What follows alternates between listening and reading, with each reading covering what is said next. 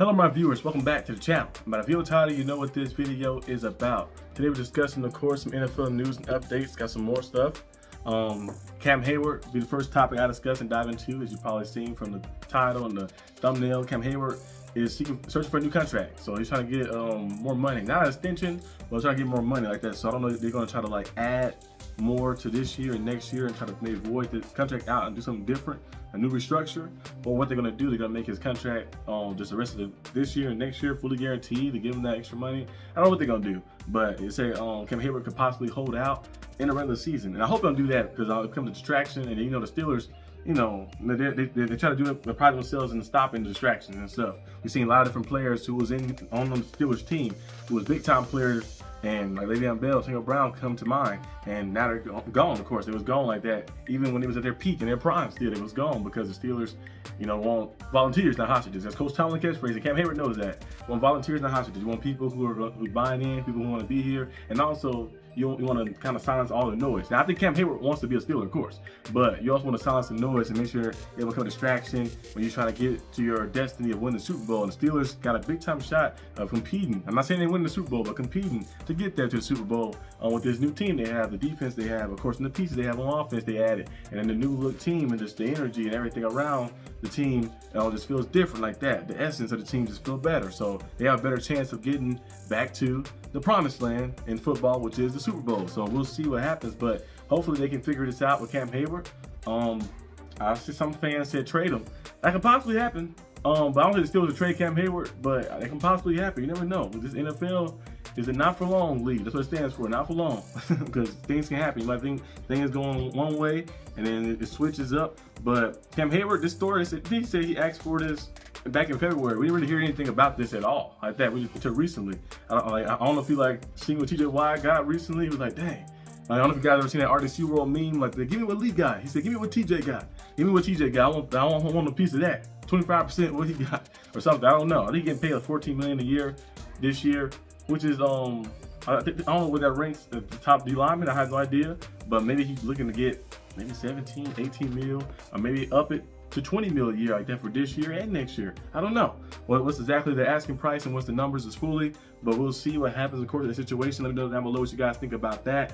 I did dive into it a little bit more on the Steelers Syndicate channel. You can go watch that, but I think Cam Heyward will possibly be a Steeler, but I don't think he'll hold out. If he was to hold out in the season, I think the Steelers would possibly get rid of him. Which sounds a little crazy, you know, because Cam Heyward, I thought he'd really retire a Steeler, but hey, you gotta do what you gotta do. And me, I'm all for players getting money too, so it's not my money. So, you know, if the players try to get more money and ask for more money from the billionaires, go right ahead. But, you know, there's certain ways to do it. Maybe he did it this way and brought it out to the public because he asked them in private in February, nothing moved. So you gotta go public sometimes with it to kind of get things going. Kind of TJ Watt did a little bit. You go public with some stuff to kind of expedite. We knew TJ Watt was going to sign back, of course, but to expedite things and get things going a little bit better and stuff. So sometimes you use the media to help you with that. But we'll see what Cam Heyward does. I hope he stays a Steeler, of course. Cam Heyward's a good player. He played good football last year. People thought he shouldn't got paid last year, and went out there and balled out and played some tremendous football at a high level at this older age as well too. And now this year have a big time shot of going deep in the playoffs and possibly making a Super Bowl run with the new look Steelers team. We need everybody all on deck. So hopefully they can get it situated and get Cam Heyward to stay here in Pittsburgh. Another thing I'm gonna talk about, of course, too, as well, the Browns QB situation is circus right now, because they still have Shedeur Sanders ranked. I didn't see it earlier today. They had Shedeur Sanders ranked 4th. Yesterday or today, they did a little ranking thing. He's still 4th on the depth chart, which is crazy. If you go back and watch, now I know Dillon Gabriel will get a chance to play in preseason too, but if you go back and look at any of Kenny Pickett's games, his best games, I think his best game was possibly the game he had against the Raiders on, was it Monday Night Football? It was Monday Night Football. The Steelers played the Raiders. That's probably his best game he ever had, like that. It was Sunday Night Football, Monday Night Football, or it was. That's probably his best game he ever had. You go back and look at that game, and go look at Dillon Gabriel, you know, his best game in college or anything like that, or one of his best games. I promise you, you'll never find any of the throws that Shedeur Sanders made on that Saturday. I think it was Friday or Saturday where he was playing. I think he was playing on Friday. Yeah, on that Friday against the Panthers, especially that throw in the end zone when he made the first touchdown pass. You can't find any Kenny Pickett or Dillon Gabriel throw that make that throw right there. Any play like that it can do, or any film of them making a throw like that at that high level. Dillon Gabriel, of course, is a smaller quarterback, you know, a little bit in a sense. And don't get me wrong, his numbers in college was pretty cool, but he just never had that extra oomph. He's kind of like Tua, a lesser version of Tua. I think Tua is more accurate. They're about the same height, but Tua got the extra, the accuracy was kind of sets them apart. Dylan Gabriel is kind of on par with that in the type of play style and basically his build and stuff.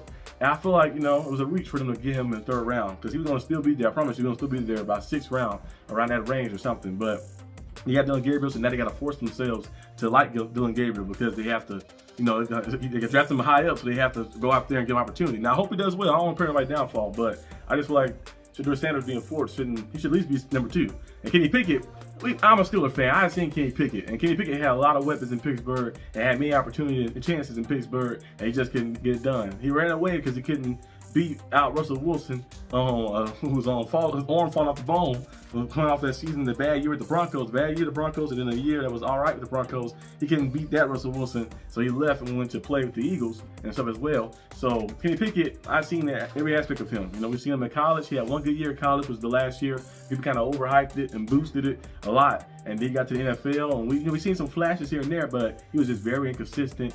And he just didn't have the arm power and the arm strength that you need in an elite level offense, an offense that can go out there and score and stuff. And most of the games you'll watch the Steelers play. Especially remember that Browns game the Steelers played on Monday Night Football against the Browns? The Monday Night Football, I think? Yeah.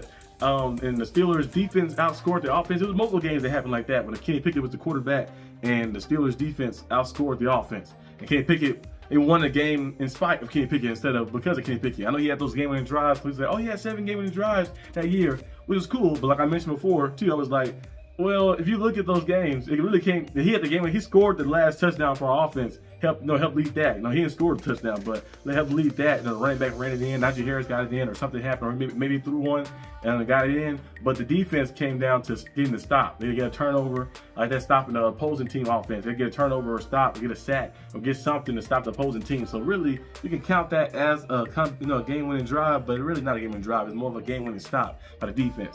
So I still don't see how Shedeur Sanders is ranked 4th on that list. Like the GM, was it the team owner or president, GM, whoever it was, he said, Shedeur Sanders was my pick. He was my pick. I didn't want him. It was my pick. No one asked him that question either. And for you to be the owner of the team, and you just say that, and about a player who's on your team, who's going out there and putting their health on the line and so they can play for you, is very crazy like that and disrespectful as well. And you see why. I'm glad Shedeur Sanders kind of wasn't his pick because we've seen the quarterbacks he's selected since 1999. The Browns have had 4 different quarterbacks, so maybe you need to stop picking and let somebody else pick and like that. So maybe this one right here might be an outlier, might be a good pick. So we'll see what happens. But it's still crazy to me that Shedeur Sanders is ranked 4th on the list.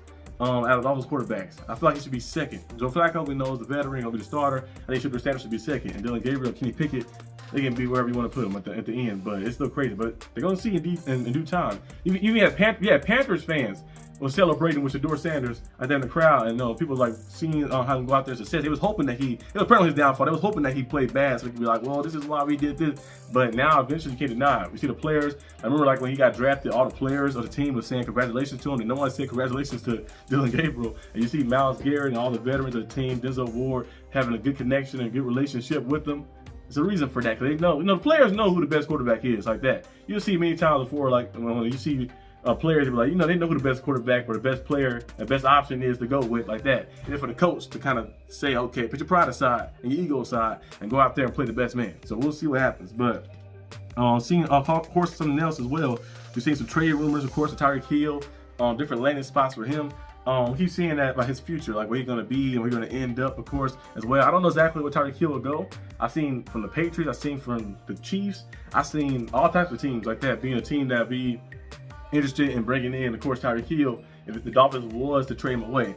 I don't think the Dolphins trade him away, but the rumor keep popping up every time. Every week I keep seeing a rumor like this. I seen one at first and last week when we discussed about Terry McLaurin being traded for Tyreek Hill, like a little swap. So you never know what can happen, of course, in the NFL. I think Tyreek Hill will stay with the Dolphins, but you never know. Never know what goes on. But of course, this is week 2 of preseason football. A lot of teams are kind of like done with their open to public like training camps and stuff. So we kind of just have to wait and see some of these preseason games and see some of these young quarterbacks like Jackson Dart, Shedeur Sanders, seeing Cam Ward, Tyler Shaw, Spencer Rattler and Tyler Shaw still having the QB battle a little bit too. Who the Saints going with? Tyler Shaw showed some flashes, but he also showed some things they like, okay, a little shaky right there. Spencer Rattler showed you some stuff too as well. So we want to see how the Saints kind of battled this out. Kellen Moore, of course, is the play caller over there. I think Spencer Rattler would kind of fit his offense a little bit more because he's kind of more in the Jalen Hurts type style, you know, being a dual threat type quarterback. Spencer Rattler, so he possibly could fit, I think, a little bit more in the offense. But you never know. You never know what could happen. So we'll see what the Saints do with that. But week 2 of preseason, we're going to see a lot of young players getting opportunities and players who are not young, who are year 2 players getting chances to go out there, showcase their growth, of course, in the following sophomore season and see everything. So be on the lookout for all that. But that's all I have for today's video. Hope you guys enjoyed this video. If you did, like and subscribe for more content. And I'll see you guys possibly, maybe later tonight if I feel like another video. If not, you'll see me tomorrow. But peace out.